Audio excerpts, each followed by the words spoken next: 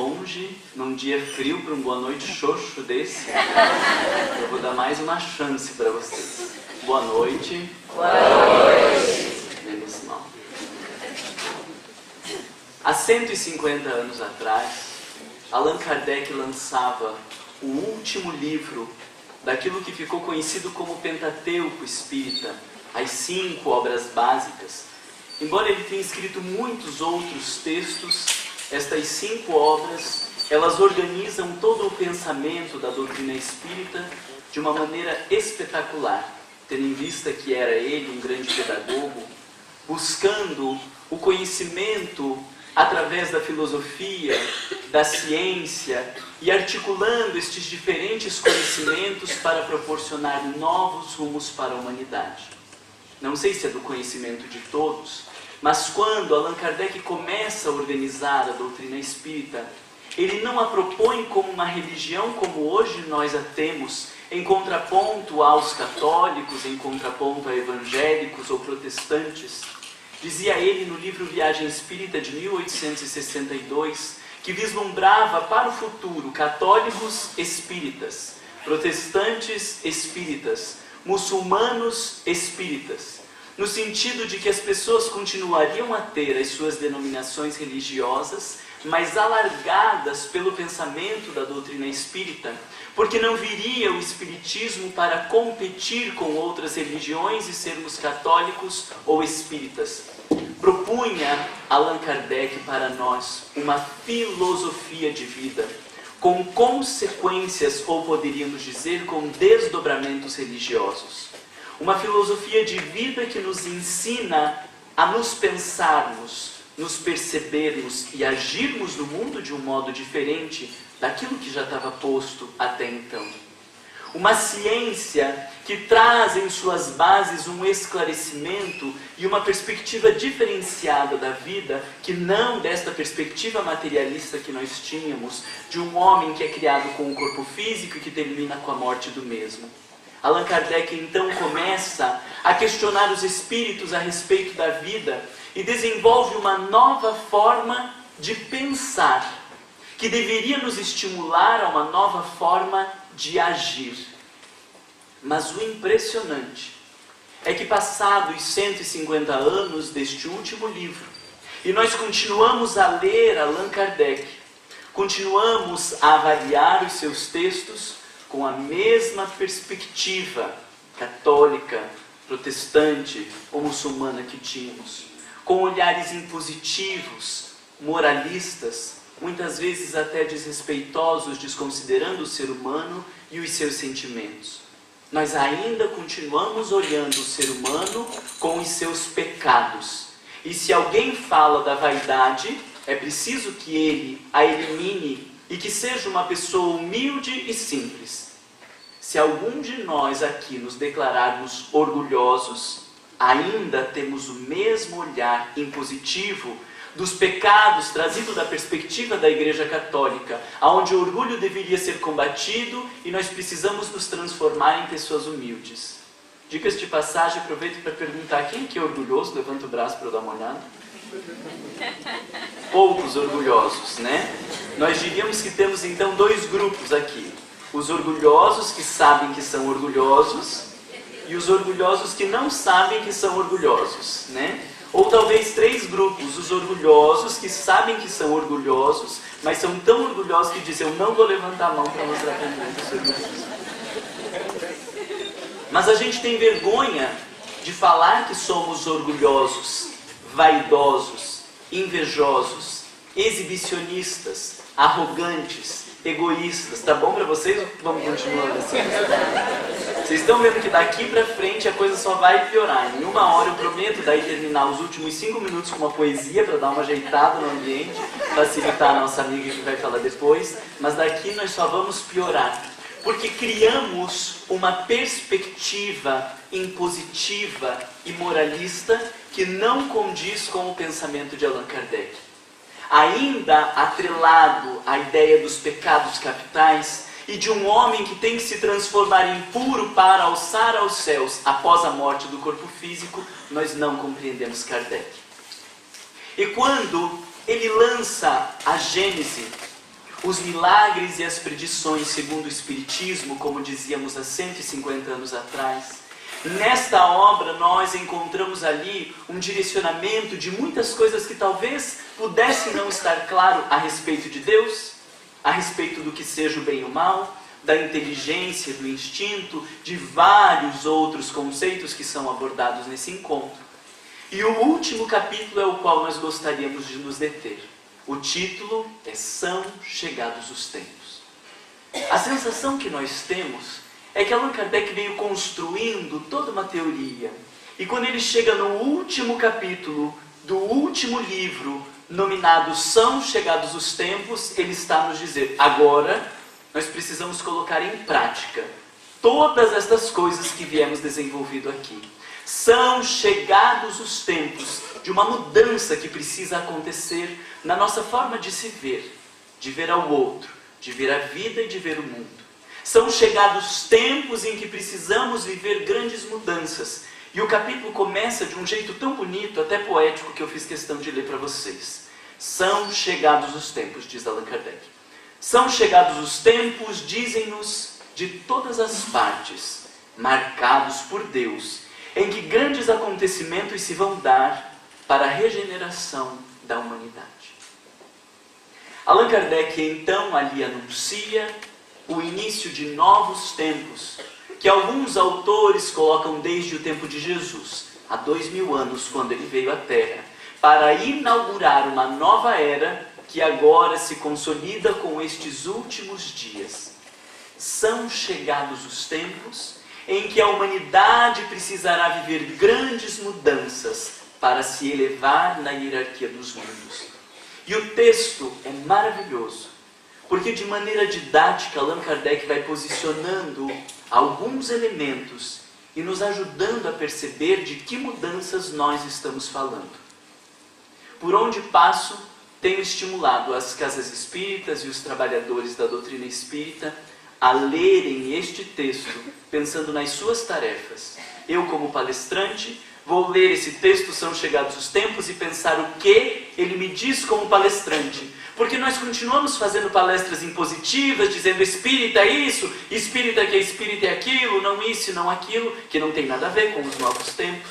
Então nós deveríamos ler como coordenadores de grupos de estudo, como presidentes de centros espíritas, evangelizadores. O meu convite é para que a gente leia estes textos e pense a respeito dos novos tempos. Porque nós não vamos conseguir iniciar novos tempos pensando de uma maneira antiga. É preciso se apropriar da filosofia espírita. É preciso se apropriar de um novo modo de pensar. Porque as perspectivas que tínhamos anteriores, em não levando em consideração a ideia da reencarnação, acreditam que tudo tem que acontecer em uma só vida. E nesta perspectiva, quando eu começo a olhar para dentro de mim e perceber os meus vícios, minhas limitações, minhas dificuldades, mas vivo esta imposição de uma regeneração que deveria acontecer de uma hora para outra, o máximo que nós temos conseguido fazer é camuflar os nossos comportamentos.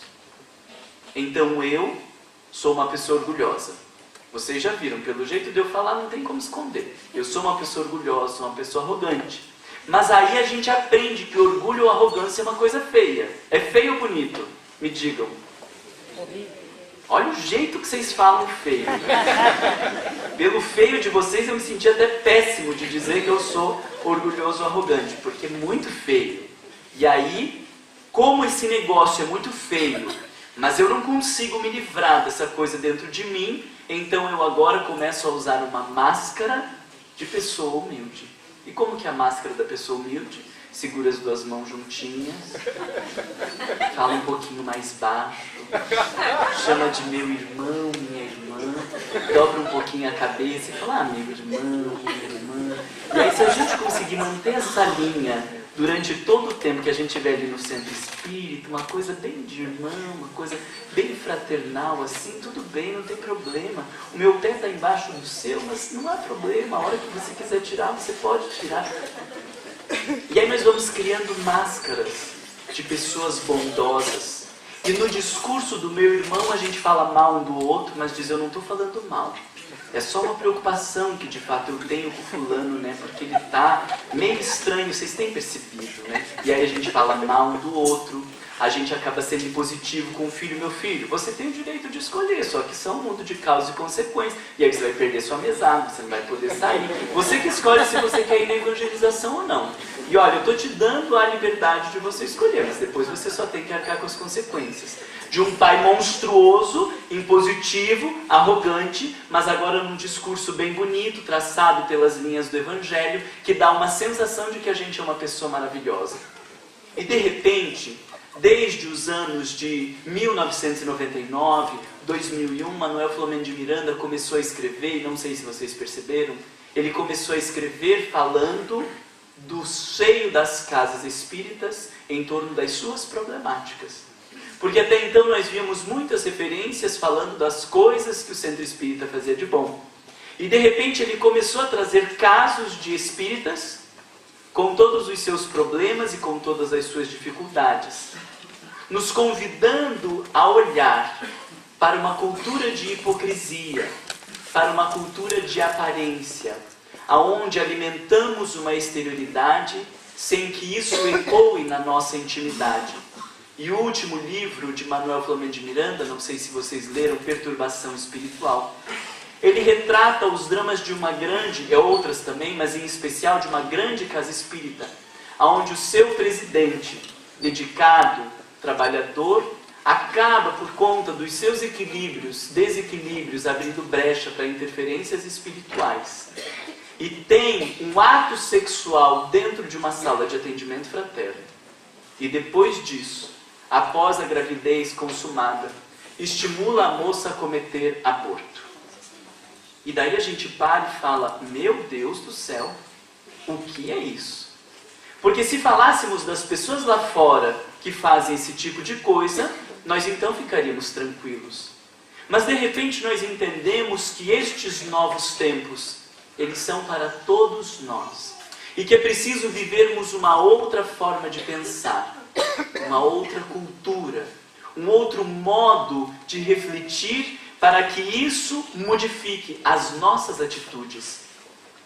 E a questão mais importante que nós enxergamos nestes novos tempos que Allan Kardec anuncia é de que o desenvolvimento da inteligência, embora seja um grande passo no desenvolvimento da humanidade, diz ele, o desenvolvimento da inteligência é incapaz de regenerar a humanidade. Embora seja um primeiro e grande passo, o intelecto, o entendimento através dos livros, das palestras, dos textos que nos fazem refletir, que fazem mudemos os nossos discursos, os nossos posicionamentos, é ineficaz, segundo a colocação de Allan Kardec, para regenerar a humanidade. Porque nós podemos saber muito, nós podemos entender muitas coisas, e isso não ter eco nenhum no nosso comportamento moral. Diga-se de passagem, o que temos visto é que quanto mais as pessoas sabem, mais elas se sentem no direito de julgar, de avaliar ou de criticar os demais. Allan Kardec fala de novos tempos, mas os novos tempos exigem novas posturas. E a principal postura que ele desenha ao longo deste último capítulo da Gênese é o que então ele chama de educação moral. Porque o homem tem desenvolvido o intelecto, mas precisa, segundo as palavras de Allan Kardec, aprender a elevar os sentimentos. E como nós não mudamos a nossa forma de pensar, acreditamos que elevar os sentimentos é a mesma coisa que camuflar os sentimentos, ou a mesma coisa que adulterar os sentimentos. Então vou tentar mostrar isso para vocês com alguns exemplos. Mas acho que o mais fácil de nós percebermos é a raiva. Alguém aqui sente raiva? Levanta o braço para eu dar uma olhadinha. Muita gente, né? Meu Deus do céu. Não achei que ia ter tanta gente assim sentindo raiva. Ainda em Balneário Camboriú, que é para ser uma coisa praia, tranquilidade, né? Nós sentimos raiva. E aí a raiva, na nossa perspectiva, é uma coisa elevada ou inferior? Inferior. E aí Allan Kardec diz que nós precisamos aprender a elevar os sentimentos. Então eu estou sentindo raiva, o que eu faço? Disse para mim uma alma penada, encarnada: Marlon, quando eu estou com muita raiva assim de uma pessoa, eu começo a ver ela envolta em luz branca, luz violeta, Aí eu interrompi a palhaçada e disse: por que você fica vendo a pessoa envolta em luz se é você que está com raiva? A mulher levou um susto, porque ela não sabia explicar. Porque ela achou que o problema da raiva dela era quem? O outro. E aí então, quando eu começo a entender que o problema da raiva sou eu, o que eu faço então agora para elevar? Respiro. Aí eu estou com raiva, respiro, chamo Jesus Cristo à minha presença, os bons espíritos, Allan Kardec que nos inspire, e a gente respira, e aí a gente conseguiu elevar a raiva. Elevou? Você foi tão ridículo quanto aquela pessoa visualizando luz no outro. Porque esta raiva do respiro que eu dei só fez um movimento: saiu do consciente e foi para o inconsciente. E vai encharcar a nossa alma, e vai encharcar o nosso corpo. E então nós não temos mais comportamentos raivosos, nós somos pessoas calmas. Mas temos problema de refluxo. Alguém que tem problema de refluxo, não levanta o braço para não me constranger. Todo mundo vai levantar o braço em uma medida ou outra. Nós temos problema de refluxo, nós temos problema de gastrite, nós temos hérnia de hiato, nós temos problema na coluna, na lombar, na cervical, na torácica, não sei onde. Agora nós temos o problema da síndrome do intestino irritável. Olha que coisa linda. Eu sou uma pessoa calma, pacífica, mas o meu intestino, ele tem uma síndrome que ele está irritado. E eu sou uma pessoa muito calma, mas as minhas pernas agora tem uma síndrome nova chamada síndrome das pernas inquietas. Mas eu estou calmo. Não é um absurdo isso que a gente está fazendo? Vocês entendem quando eu falei do são chegados os tempos? Que nós estamos usando de um discurso diferenciado, mas analisando pelas mesmas perspectivas tacanhas, impositivas e moralistas, de que não pode ter raiva, não pode ser orgulhoso, não pode ser invejoso, não pode ser ciumento, e o máximo que nós temos feito é camuflar todas essas coisas. Mas o impressionante é que lá em 1900, quando o Sigmund Freud, um grande neurologista, criador da psicanálise, escreve seus primeiros textos, ele vem dizer: tudo aquilo que nós negamos na consciência não deixa de existir. Vai apenas agora ficar numa condição inconsciente. E lá no inconsciente, ele perturbará o ser humano, levando ao extremo, até que por algum momento, devido às suas perturbações, ele pare e se obrigue a olhar para o que está acontecendo dentro dele. Só que hoje nós criamos outras estratégias, porque se eu tenho o problema do refluxo ou da gastrite, a indústria farmacêutica criou o omeprazol. Vocês sabem do que eu estou falando? Quem é que toma omeprazol? Não levanta o braço para não gerar constrangimento. Omeprazol, arnosoprazol, anansoprazol, um monte de coisa prazol. Esses tempos surgiu uma pesquisa dizendo que o omeprazol interfere no processo degenerativo e que as pessoas que fazem muito uso do omeprazol correm um risco maior de desenvolver Alzheimer.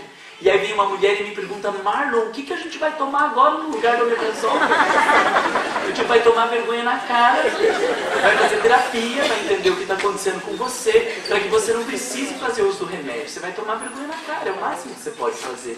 Porque nós queremos estratégias externas e não conseguimos lidar com o luto, porque é feio ser triste. Tristeza parece sinônimo de fraqueza, de pessoas que não são maduras, que não dão conta da própria vida. Se nós vemos alguém triste, a gente diz: mas que cara é essa? Se anima, fulano. E aí a gente coloca um sorriso no rosto, que eu não sei se é de raiva que a gente sente da pessoa, mas por algum motivo a gente coloca um sorriso no rosto. Ai, que coisa mais linda. Aí não volta mais no centro espírita, porque lá a gente não pode viver a nossa tristeza. E se a gente fala uma vez da nossa tristeza, da morte do ente querido, de uma separação, e falar a segunda vez para a mesma pessoa, na terceira vez alguém já está dizendo, nossa, é a terceira vez que ele conta essa história. Mas o dia que você vive a separação, o dia que o seu filho comete suicídio, o dia que o seu marido vai embora lhe traindo com a sua melhor amiga ou com o seu melhor amigo, você vai ver que falar uma vez, 2 vezes ou 3 vezes não é suficiente para lidar com as nossas dores. Mas dentro da nossa cultura hipócrita, dentro desse funcionamento aparente, nós não queremos ver a nossa tristeza, não queremos ver a tristeza de ninguém e nos obrigamos a colocar o sorriso no rosto, acreditando que se eu entrar em contato com as minhas tristezas, eu vou desenvolver quadros de depressão, o que é muito contrário. Porque o sujeito que não for capaz de viver as suas tristezas de maneira clara e consciente é o mais sério candidato a desenvolver os quadros depressivos. E então nós vamos criando comportamentos aparentes, colocando sorriso no rosto, escondendo as nossas dores, as nossas fragilidades, as nossas dificuldades. E por óbvio que como isso não dá certo, nós vamos buscando outros meios deslocados, então fazemos uso dos antidepressivos, fazemos uso dos ansiolíticos, descontamos na comida, porque a comida é algo aceito, descontamos na bebida, nas compras, na busca pelo poder, no exibicionismo. E aí nós vamos nos perdendo de 1000 formas, nos perdendo de nós mesmos, do contato com o nosso mundo interior. Porque embora tenhamos nos apropriado do discurso da doutrina espírita, do discurso de evolução, nós não nos apropriamos do pensamento espírita, que está muito claro ao longo de todas as obras de Allan Kardec, mas em especial desse último capítulo, quando diz são chegados os tempos. O intelecto é ineficaz para a regeneração da humanidade.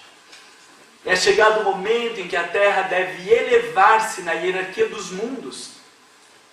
E para isso nós precisamos fazer uso do Evangelho segundo o Espiritismo, capítulo 3, quando Allan Kardec explica de onde nós estamos e para onde nós vamos. E com isso fica muito claro qual é o nosso processo de transformação. Então antes deixa eu fazer um parênteses. No mesmo texto, São Chegados os Tempos, Allan Kardec nos diz, já não são mais as entranhas do planeta que se agitam, são as entranhas da humanidade.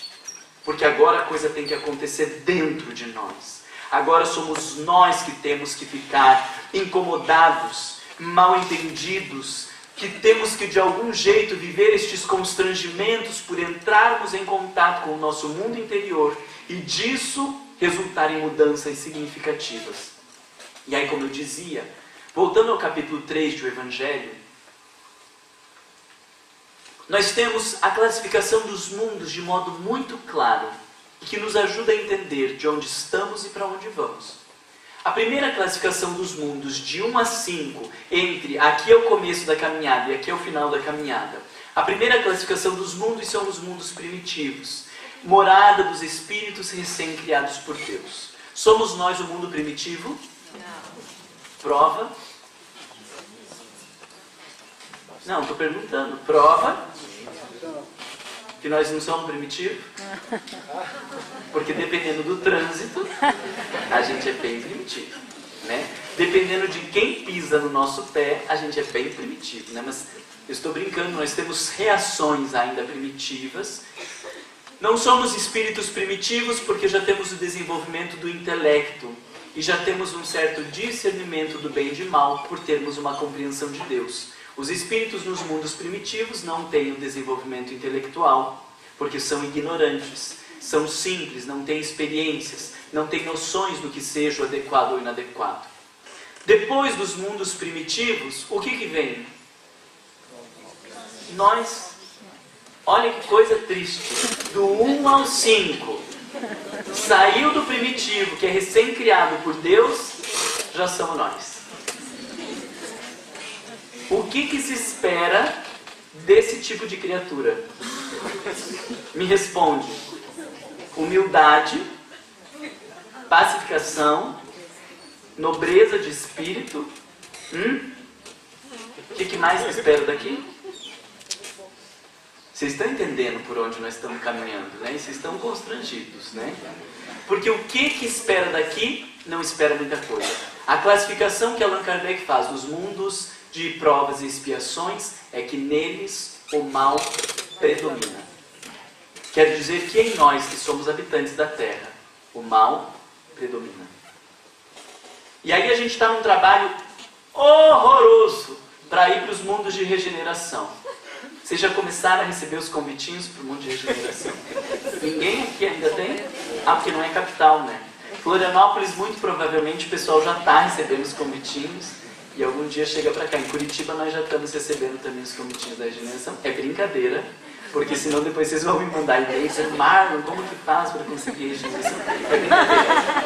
Eu só estou dizendo que nós nem sabemos se vamos para a regeneração ou não, achando que a coisa vai ficar bem legal. E a classificação nos mundos de regeneração é: lá, o mal não perdeu completamente o seu império. Então, mesmo nos mundos de regeneração, há momentos onde o mal impera. E depois dos grandes passos evolutivos, nós vamos para os mundos felizes, aonde há mais bem do que mal.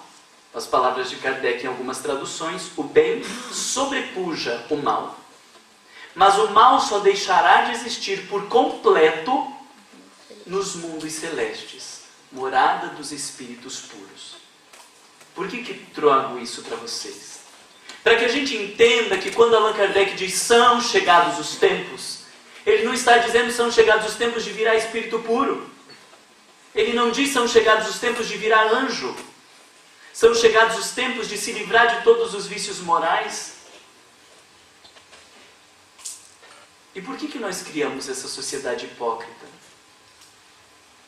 Onde nós temos que esconder quem nós somos uns dos outros. Onde nós temos vergonha de compartilhar os nossos conflitos, as nossas dores, os nossos dramas.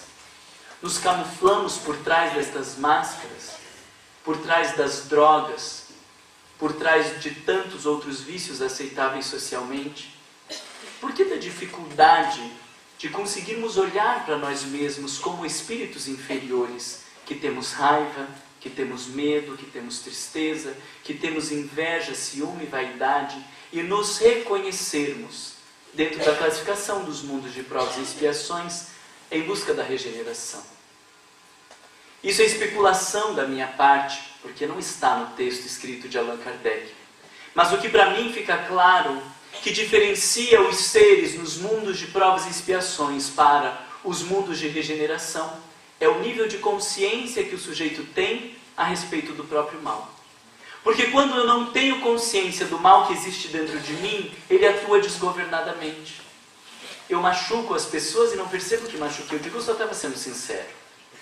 Eu buzino para o outro no trânsito e não percebo que eu estou sendo impositivo. Eu só acho que todo mundo tem que andar na velocidade que eu quero. E que quando o sinal abre para mim, todos têm que andar no mesmo momento que eu quero. E quando alguém buzina atrás de mim, eu acho que essas pessoas não têm paciência e continuo achando que o problema é sempre do outro. E quando morre um ente querido, mais do que olhar para o meu processo de desenvolvimento, para lidar com o meu apego, eu acho que o problema é Deus, que Ele não podia ter feito isso comigo, que Ele não poderia ter tirado o meu filho. E quando eu vivo uma traição, porque não sou capaz de reconhecer o mal que existe dentro de mim, eu acho que o outro é um cretino e não consigo reconhecer que a traição é uma falência do casal. E por ser uma falência do casal, as duas partes contribuíram para esse equívoco. Mas o sujeito que não reconhece o mal que existe dentro dele, vai achar que o problema do casamento está sempre no outro. E não consegue olhar para si. Num determinado momento, conversando com uma senhora depois de 40 anos de casado, eu perguntei para ela: o que você fez que contribuiu para que o seu relacionamento estivesse dessa maneira? Ela disse: eu não fiz nada. Digo: como você não fez nada? O problema é o meu marido, ela disse. Digo: tá, mas se você está me dizendo que você não fez nada, é porque você não reconhece nenhum equívoco seu nesse casamento. Não reconheço. Então, se você não reconhece nenhum equívoco seu, você nunca pediu desculpa para o seu marido, é isso? E ela me disse: é isso, eu nunca pedi desculpa, porque eu nunca errei. E aí, como eu sou uma pessoa que não tem muito filtro, bom senso, cuspi assim, falando para ela, então você deve ser insuportável no casamento. Porque uma pessoa que em 40 anos não consegue enxergar o que fez para contribuir para a falência de um casamento, e ao longo de 40 anos de convívio diário nunca pediu desculpa, vocês convidam de convir comigo que é uma pessoa insuportável. E eu acho que o problema da rixa que eu tenho com o meu filho é do meu filho. Porque ele não se submete, porque ele quer fazer todas as coisas do jeito dele, porque não arruma. Custa arrumar aquele quarto? E ele diz, mãe, custa deixar o quarto do jeito que eu quiser, mas meu filho, eu não suporto passar aqui na frente e ver esse quarto bagunçado. Mãe, fecha a porta se você não suporta ver. Fecha a porta. Mas não, eu acho que o meu filho tem que ser do meu jeito. Que as coisas têm que funcionar do meu tempo. E quando elas não são do meu jeito, ao invés de olhar que eu sou uma pessoa egocêntrica, eu acho que o problema é do outro. Porque se o outro se submetesse, a coisa ficaria maravilhosamente bem. Se Deus se submetesse às minhas vontades, a coisa ficaria maravilhosamente bem. Se a sociedade fosse do jeito que eu quero, as coisas seriam maravilhosas. Tudo isso por consequência de não conseguirmos compreender o mal que existe dentro de nós. Pela dificuldade de olhar que o convite para os novos tempos não é o convite para a intelectualização, mas um convite para a moralização do sujeito. No sentido de que nós não vamos sair de onde estamos e nos transformarmos em espíritos puros de uma hora para outra. De que não é possível eu eliminar as raivas da minha vida. Não é possível eu, como uma pessoa orgulhosa, me transformar em humilde numa reencarnação. São chegados os tempos do começo de uma grande mudança que se dá a partir da conscientização de quem eu sou. Porque enquanto não me reconheço orgulhoso, eu nunca vou trabalhar o orgulho dentro de mim. Enquanto não me reconheço invejoso, eu nunca vou trabalhar a inveja dentro de mim. E aí eu tenho uma péssima notícia para vocês. Dentro da perspectiva reencarnacionista, se hoje eu sou invejoso, vai dar para terminar essa reencarnação não sendo invejoso? Eu estou fazendo uma pergunta e eu gostaria que você respondesse. No mínimo, seja educado. Um sujeito invejoso, esta inveja que veio se construindo ao longo de milhares de reencarnações, vai conseguir nesta reencarnação terminar não sendo invejoso? Não. Porque se fosse possível lidar com a inveja nessa encarnação, ele já lidava com orgulho também, lidava com arrogância, na próxima lidava com mais 3 ou 4, e daqui umas 5 reencarnações ele já virava espírito puro. Mas Emmanuel nos diz que nós estamos mais próximos da animalidade do que da angelitude. Ou seja, para que nós nos transformemos em espíritos puros, nós teremos milhares e milhares de reencarnações. E por que a gente exige pureza espiritual num mundo tão inferior como os mundos de provas e expiações? Nesse mesmo capítulo 3 do Evangelho segundo o Espiritismo, Allan Kardec usa de palavras muito duras para falar do estado evolutivo da Terra. Não sei se vocês já prestaram atenção. Se não prestaram, leiam quando chegar em casa. Ele diz, a Terra é um presídio, um hospital, um subúrbio e um sítio malsão. O que se espera de pessoas num presídio? De pessoas num hospital, num subúrbio ou num sítio malsão? Não se espera que sejam saudáveis. Não se espera que sejam honestas. Não espera que estejam regeneradas. Mas veja se você me acompanha no detalhe. O que se espera de alguém que esteja no presídio é o reconhecimento dos seus equívocos que lhe fazem estar lá no presídio. Porque o cara que está lá no presídio dizendo eu não fiz nada de errado, não foi um problema meu, a ocasião em que faz o ladrão, eu não sou um ladrão, eu não fiz nada de errado para estar aqui, ele nunca vai se trabalhar ao longo de qualquer tempo que a vida possa lhe oferecer. O pior paciente que nós temos dentro de um hospital é aquele que não reconhece as suas mazelas, porque por não reconhecer recusa-se o tratamento. Concordam com essa perspectiva? Nós não exigimos de um paciente num hospital que ele esteja saudável, porque se ele estivesse saudável, ele não precisava estar no hospital. mas que reconheça a sua doença, que reconheça as suas falhas morais no presídio, que reconheça as suas fragilidades no subúrbio, que reconheça as suas questões no sítio Malsão. Quando Allan Kardec fala dos novos tempos e da nova geração, ele não está falando de nos transformarmos em espíritos puros. Ele está falando da necessidade de reconhecermos as nossas limitações, as nossas inferioridades e, a partir disso, conseguirmos lidar com estas questões. E o texto, ou melhor, o estudo que mais me chamou a atenção e que me ajudou a pensar a respeito destes novos dias foi o estudo das emoções. Porque quando nós começamos a estudar sobre a raiva, o medo, a tristeza e a alegria, nós fomos percebendo um discurso impositivo e moralista que nos impede de entrar em contato com essas emoções. Ainda mais nos meios religiosos. Então, num grupo de estudo, nós dizermos que sentimos raiva, que temos raiva de alguém ou que estamos tristes, é um sinônimo de desequilíbrio, como se tivéssemos um problema grave. Até aproveito aqui para fazer um agradecimento a mais para o Tarso. Cadê o Tarso? Eu tinha visto ele por aí. Porque foi o Tarso que me deu um livro chamado Educação dos Sentimentos, do Jason de Camargo, há muitos anos atrás. Muitos mesmo. Eu não vou falar para não comprometer a idade dele, porque eu era muito novo. Eu comecei a fazer palestra com 13 anos de idade, 12 anos de idade aqui, então eu era muito novo. E daí eu comecei a estudar sobre as emoções, e o que mais me assustava em falar das emoções e fazer os grupos de emoções era a incapacidade das pessoas perceberem suas emoções. Os que conseguiam assumir que tinham raiva, em geral, são os extrovertidos. O pessoal que mete a boca, que fala, eu sinto raiva mesmo. Mas tirando o povo extrovertido, todos os outros não sentimos raiva. Temos medo de falar das nossas tristezas, não conseguimos falar dos nossos medos. Então eu não digo que eu não faço palestra no Centro Espírita porque eu tenho medo. Eu digo que eu não faço palestra porque não é o momento ainda. Eu estou me trabalhando, quem sabe na próxima encarnação.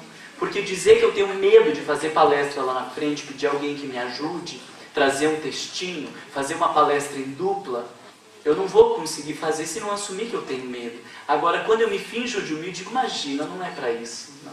Nessa encarnação, sei que eu não vim para isso. Dá uma sensação de que essa pessoa é muito humilde, uma pessoa boa, e que então não devemos colocar-se na tarefa de tão boa que ela é. Quem que não tem medo de fazer palestra na frente lá no Centro Espírita ou fazer oração? Que não tem medo, levanta o braço para eu dar uma olhada. Que não tem medo, fala com vontade, só uma. O resto tudo tem medo. Mas vocês assumem que tem medo? A gente tem uma frasezinha boa, né? Se der medo, vai com medo mesmo. Adoro isso. Se der medo, vai com medo mesmo. Mas daí fica feio a gente dizer que tem medo. Mas se eu não consigo assumir que eu tenho medo, como que eu vou lidar então com essas questões dentro de mim?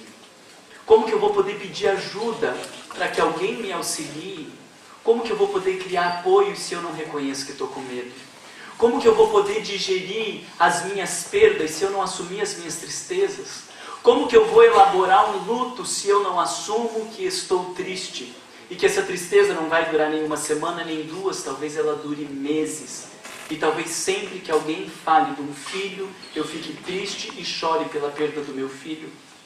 Como que eu vou poder lidar com as minhas raivas, essa energia de rompimento, se eu não conseguir assumir que eu tenho raiva?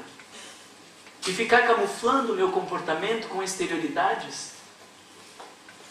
Agora vocês sabem o que é o mais legal do estudo das emoções? É que embora a gente ainda atrele a espíritos inferiores, as emoções estarão presentes mesmo em mundos superiores. E o maior exemplo disso, vocês sabem quem é? Jesus. A gente até se assusta quando lê no Evangelho que Jesus irou-se. E alguns mais perturbados dizem, não, deve ter algum problema de tradução. Então Emmanuel explicou um monte de coisas do Evangelho, mas esse problema de tradução ele não explicou. Quando Jesus cura o homem de a mão seca num dia de sábado no templo, lhe questionam, é permitido curar no dia de sábado? ele olha em derredor com ira e cura o homem. Quando chega na casa de Lázaro, estavam as suas duas irmãs aguardando, Marta e Maria. Eu parece que consigo ver a cena de Maria com a mão na cintura, dizendo assim: se o Senhor tivesse chegado antes, meu irmão não tinha morrido. Aí diz que Jesus irou-se e adentra a casa e traz Lázaro à vida de volta. E a maior passagem de ira nós conhecemos como a expulsão dos vendilhões do templo, onde ele entra no templo e diz que derruba mesas dos cambistas e diz que tinham feito da casa do pai um covil de ladrões. Um covil de víboras, talvez. Não sei qual vocês leram lá no projeto, ter certeza, mas a ideia é essa. Vocês fizeram uma palhaçada do templo de meu pai. E aí a gente não consegue entender, porque na nossa lógica, ainda ignorante, um espírito puro não pode sentir raiva. E se a gente quiser evoluir, a gente não pode sentir raiva. Aí a gente engole, implode. Certa vez chegou no meu consultório uma paciente dizendo: eu fiz um câncer na minha cabeça. E eu sei que eu fiz esse câncer porque eu nunca falei. Ela tinha um tumor que pegava uma parte do lobo occipital, do cerebelo, já não conseguia nem andar direito. E ela disse: eu preciso falar. Porque eu passei a minha vida inteira mantendo uma suposta ordem em casa, uma família harmônica, e a minha sensação é que eu estou terminando essa encarnação como uma suicida, porque eu fiz um câncer e eu preciso falar. E ela veio numa sessão, porque na outra ela já tinha morrido. Nós fazemos cânceres, doenças autoimunes, doenças de pele, problemas na coluna, no corpo inteiro, de mil maneiras, porque não conseguimos olhar para as nossas emoções. E se olhamos e somos tomados por estas emoções, nós também encharcamos o nosso corpo de desequilíbrio, e o sujeito então vai fazer um câncer quando acumula essas raivas de maneira inconsciente, mas se ele extravasa pelo tempo inteiro, ele vai ter um infarto ou um AVC. E aí a pergunta é: eu morro de infarto ou morro de câncer? Infarto talvez seria melhor, mas se ficar sequelado, o que vai acontecer? Porque parece que não tem alternativa. Mas quando nós olhamos para Jesus como um espírito puro que viveu a sua ira, nós começamos a pensar que deve haver outros caminhos, que não essa postura inconsequente do sujeito raivoso e violento, e nem o outro extremo do sujeito que se finge santo, colocando todas as suas raivas para dentro. Jesus enraiveceu por muitas vezes. A diferença da raiva que Jesus sentia e da raiva que nós sentimos é explicada por Allan Kardec em o Livro dos Espíritos, questão 913, quando ele pergunta a nascente de todos os males. E qual é a resposta que os Espíritos nos dão? O egoísmo. Então há uma raiva que é impulsionada pelo egoísmo. Eu não admito que fulano tenha feito isso. Quem que ele pensa que é para agir assim? E nós somos tomados como se fôssemos o centro do universo. O exemplo do carro que eu dei é ótimo para isso. Porque quando eu estou com o sinal verde e o sujeito não avança na minha frente, eu buzino para que ele vá. Mas quando eu estou à frente e por um minuto eu distraio e alguém buzina atrás e diz: nossa, mas que pressa é essa? Passa por cima. Porque eu sou o referencial. E se eu quero andar rápido, todos têm que andar rápido. E se eu quero andar devagar, todos têm que andar devagar. E quando eu aperto o botão do elevador e o elevador demora, eu sinto raiva. Mas não sinto raiva porque a vida é assim, eu sinto raiva porque eu queria apertar o botão do elevador e ele abrir as portas, um tapete vermelho, adentrar-se à minha sala e dizer: entre, Dr. Marlon, pessoal, uma nobre, maravilhosa. E aí quando não entra, a gente aperta um pouquinho mais, como se apertando mais, ele viesse mais rápido. Vocês apertam mais também. Esses dias eu perguntei para uma amiga minha: você acha que realmente vai vir mais rápido de você apertar? Credo, mas esse pessoal, que eles estão entrando e saindo igual a gente também, né? Porque a hora que a gente entrar, alguém também vai estar esperando. Mas por esta perspectiva egocêntrica, eu quero que tudo seja do meu jeito. Se o meu patrão me mandar embora, eu fico com raiva dele. Mas quando eu encontro um emprego melhor e saio e abandono o meu patrão, eu acho um absurdo ele ficar com raiva de mim. Porque a perspectiva tem que ser sempre de eu comigo mesmo e do mundo girando em torno de mim. Jesus Cristo se irou muitas vezes, mas não se irou de maneira egocêntrica. Joana de Ângeles, no livro Jesus e o Evangelho, à luz da psicologia profunda, capítulo 8, Julgamentos, ela diz que a ira de Jesus era uma ira santa. Santa no sentido de que ele não tinha o comportamento impositivo com lastros de ressentimento, com desejo de vingança ou menosprezo do próximo. Tinha um comportamento irado, sim, mas para fazer as coisas que são corretas. Porque se eu estiver num casamento aonde o meu marido me desrespeita, não me leva em consideração, me trai, eu preciso de raiva para dizer, eu não posso continuar sendo desrespeitado dessa maneira. E se você não tiver disponibilidade de mudar esse comportamento, eu vou precisar me separar. E é preciso muita raiva para se separar de uma relação de 20 anos ou 30 anos. É preciso muita raiva para educar os filhos. Não a raiva ressentida, quando a gente bate dizendo, eu não falei para você não fazer isso. E aí a gente bate, porque se eu falei, ele tem que me obedecer. É preciso raiva para na hora que a gente diga, meu filho, se você sair com o carro e você voltar alcoolizado, você vai ficar 6 meses sem pegar o carro. Porque é inadmissível que você coloque a sua vida e a vida dos outros em risco, ainda mais com o meu carro. E aí ele volta alcoolizado. E eu preciso de raiva para dizer, 6 meses a contar de hoje, esse dia da folhinha. Porque na quarta-feira ele já vai começar a vir para o nosso lado, agradando. Paizinho, o que foi? Não, nada, só estou aqui, queria ficar com você, estou com saudade, então fica. Porque ele já está pronto para dar o bote. Que depois vem a quinta, vem a sexta e no sábado ele vai pedir o carro.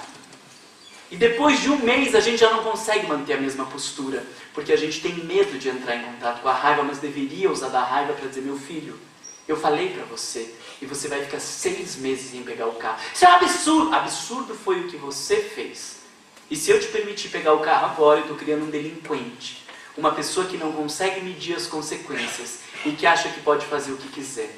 Por medo de fazer uso da raiva, nós criamos crianças delinquentes, que acham que pode fazer o que quiser, porque a gente tem medo de que ele não vai gostar da gente. A gente tem medo de que o filho vá nos rejeitar. E como somos frágeis emocionalmente, a gente cede.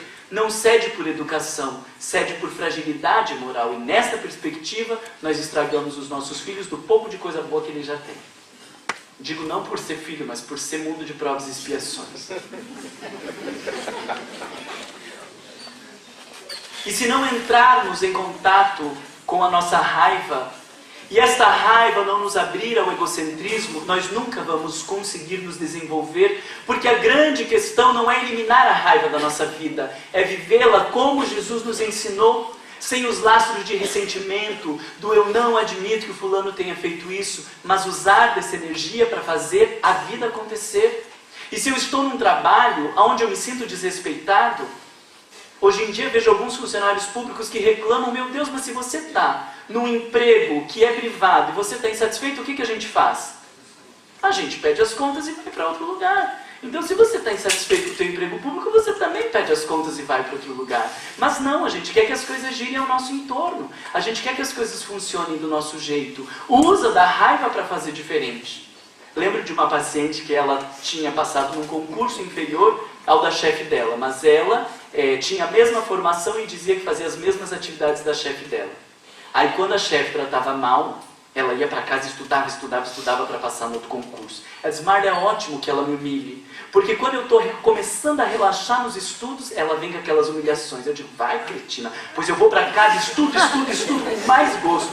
E assim, obviamente, que ela passou num concurso melhor e que está numa condição muito melhor. Porque conseguiu usar da raiva não para se vingar da sua chefe, mas para construir uma condição nova. Porque a raiva é uma energia que nos impulsiona a acontecimentos. E se eu conseguir eliminar da minha vida, além de implodir no meu corpo, eu me torno um pamonha.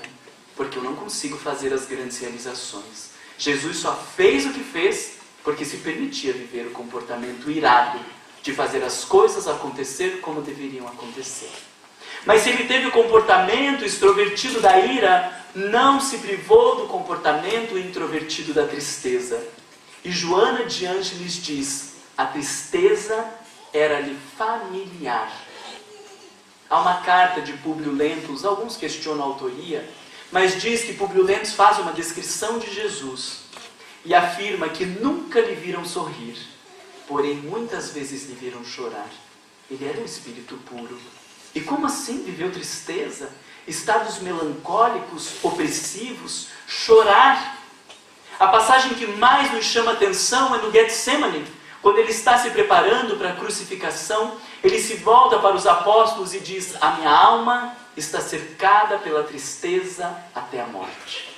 Nós não conseguimos imaginar o que seja o tamanho daquela tristeza, mas conseguimos entender a partir do exemplo de Jesus como viver as nossas tristezas, porque Jesus se recolhia, orava e no final dizia: Senhor, seja feita a tua vontade. Eu posso viver as minhas tristezas com um comportamento revoltado porque Deus não podia ter feito isso, porque o meu filho não poderia ter falado assim, porque o meu chefe, porque o meu marido, porque a minha esposa, porque os meus pais, e ficar nesta revolta constante.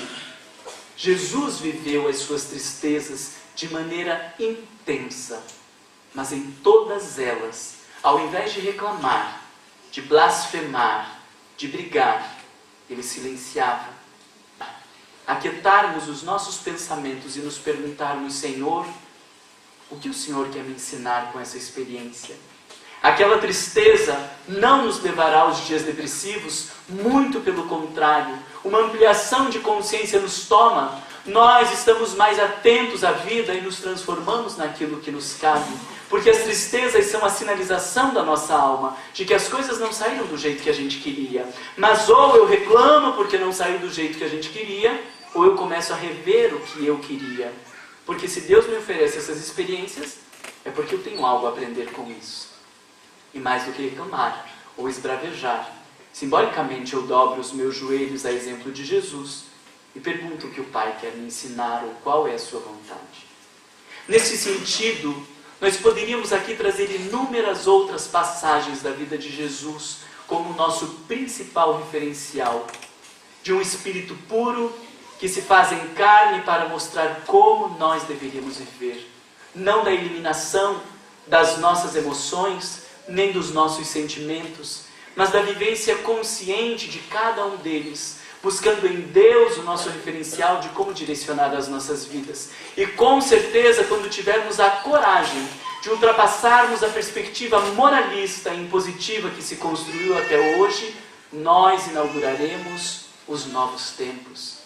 São chegados novos tempos. E por isso gostaríamos de lembrar o poeta, para encerrarmos a nossa fala, quando diz: vem Jesus, divino amigo, vem trazer a tua paz. Só tu és o nosso abrigo, que venturas mil nos traz. Vem, ó meigo nazareno, este mundo consolar.